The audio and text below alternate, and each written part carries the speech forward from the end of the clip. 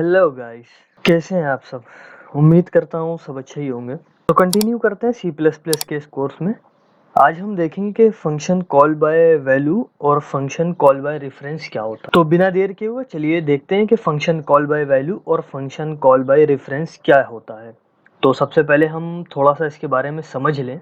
Function call by value क्या होती है। क्या कह रहा है method of passing arguments to a function copies the actual value of an argument in a formal parameter. सबसे पहले फंक्शन कॉल बाय वैल्यू से क्या समझ में आता है कि हमको क्या करना है, किसी वैल्यू को कॉल करना है, किसी वैल्यू को बुलाना है। ठीक, तो अब इसमें होता क्या है।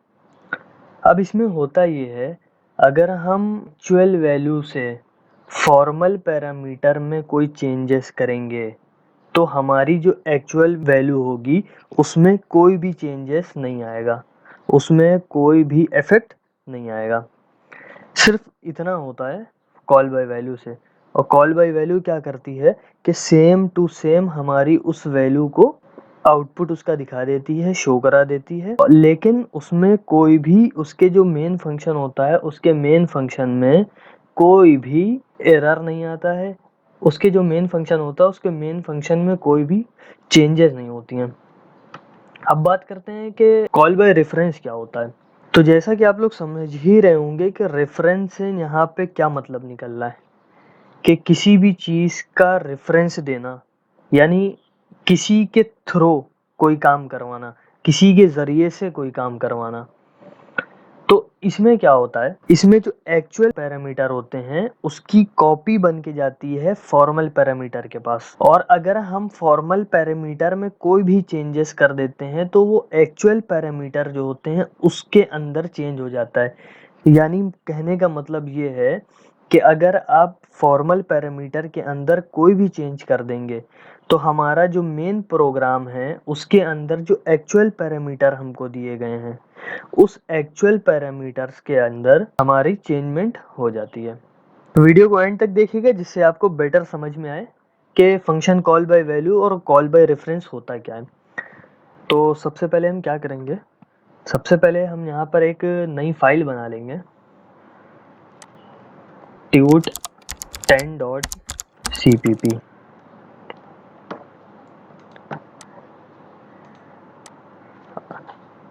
Hash include iostream using name space std। अब हम क्या करवाएंगे, अब हम यहाँ पे दो नंबर को स्वैप कराते हैं। सबसे पहले हम यहाँ पे दो नंबर को स्वैप कराते हैं। तो स्वैप कराने के लिए हमको क्या करना पड़ेगा, एक वॉइड स्वैप बनाना पड़ेगा और इसके अंदर हमको दो आर्गुमेंट पास कराने पड़ेंगे। हमने दो आर्गुमेंट पास करा दी, इंटीजर a और इंटीजर b। अब हम क्या करेंगे, एक इंटीजर टाइप का टेम्प बना लेंगे यानी टेम्परेरी इंटीजर।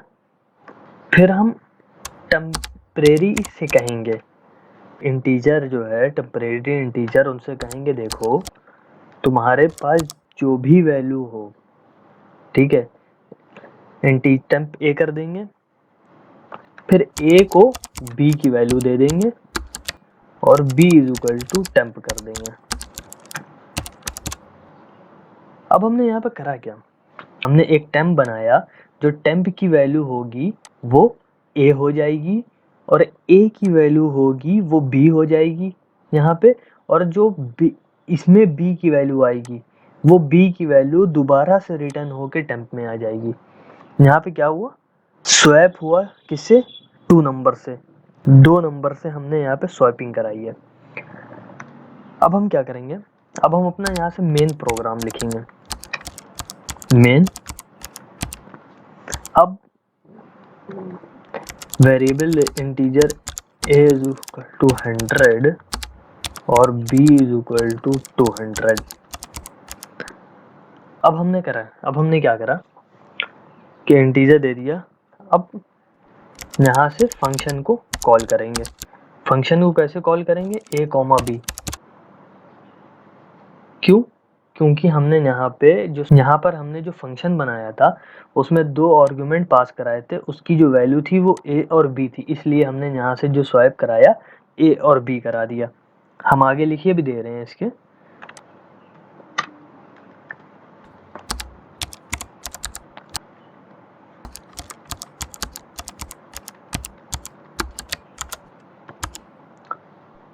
अब हम क्या करेंगे, हमने यहाँ से फंक्शन भी पास करा दिया।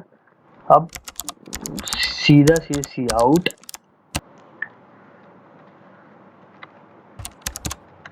Value of a is, a की वैल्यू को a दे देंगे एक एंडल के साथ। ये एक अच्छी प्रैक्टिस होती है, अगर आप एंडल लगाते हैं तो ये एक अच्छी प्रैक्टिस मानी जाती है।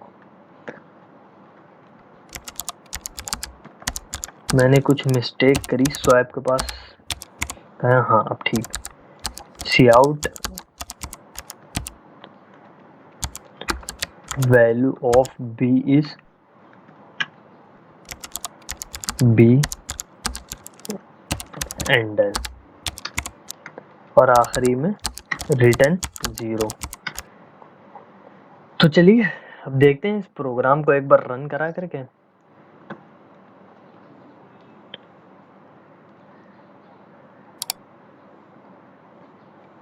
तो क्या हुआ, इसने हमको a की वैल्यू 100 दे दी और यहाँ पे जो b की वैल्यू थी उसने 200 दे दी।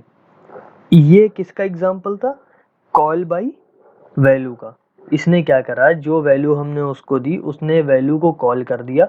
और आप देख सकते हैं कि फंक्शन के अंदर जब हमने वैल्यू को स्वैप कराया, जब हमने फंक्शन को स्वैप कराया तो यहाँ पे कोई भी चेंजमेंट नहीं हुआ।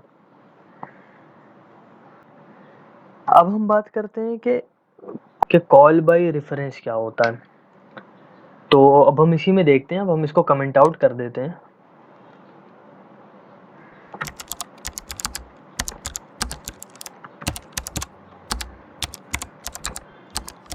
और इसको हम कॉल बाय वैल्यू, और ये हमारे जो है फॉर्मल पैरामीटर्स भी होते हैं, फॉर्मल पैरामीटर। अब क्या करेंगे, अब हम बात करते हैं कि फंक्शन कॉल बाय रेफरेंस क्या होता है। तो अब हम क्या करेंगे, पूरे कोड को ऐसे ही स्वाइप कराएंगे, 2 नंबर से स्वाइपिंग कराएंगे फंक्शन कॉल बाय रेफरेंस में। लेकिन यहाँ पर बस हम एक एड्रेस ऑपरेटर को लगा देंगे। अब ये एड्रेस ऑपरेटर क्या करेगा, ये हमारे एक्चुअल पैरामीटर की जो वैल्यू होगी वो फॉर्मल पैरामीटर में आके चेंज कर देगा। तो चलिए देखते हैं।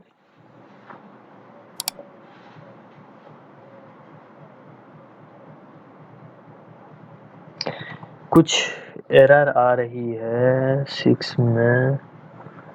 यहाँ पे इसको हमने इसको यहाँ पे लिख देते हैं।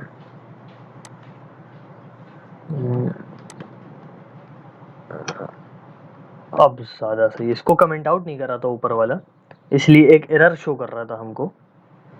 तो अब देखिए क्या हुआ, वैल्यू ऑफ a 200 हो गई और वैल्यू ऑफ b 100 हो गई। अब थोड़ा सा समझ लेते हैं, हमने क्या करा, जैसे ही इसमें स्वैपिंग कराई, ठीक, तो उसने क्या करा, वैल्यू को चेंज कर दिया।